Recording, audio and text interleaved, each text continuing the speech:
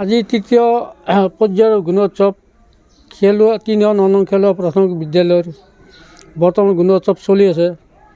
এই বিদ্যালয়ত অভাৱ বুলি বস্তু নাই, চৰকাৰে সহযোগিতা কৰি আছে আৰু প্ৰায় লগা বস্তুখিনি প্ৰায় সম্পূৰ্ণ হৈছে।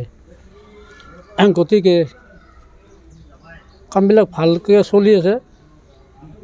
ছাত্ৰ অনুপাতে শিক্ষক কিমান আছে? ছাত্ৰ অনুপাতে শিক্ষক কম আছে। ছাত্ৰ অনুপাতে শিক্ষক 2জন আছে। আচলতে শিক্ষক প্ৰত্যেক শ্ৰেণীত বিদ্যালয়ৰ প্ৰত্যেক শ্ৰেণী ৱাইজে শিক্ষক নিযুক্তি দিয়াটো দৰকাৰ চৰকাৰৰ।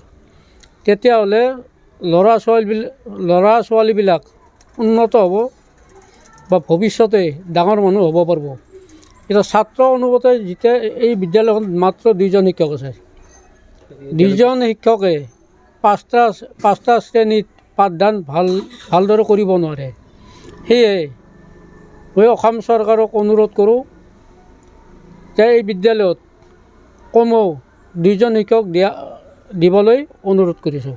যিকোনো খবৰৰ বাবে যোগাযোগ কৰক 7099017330 লগতে 7099017110 নম্বৰত।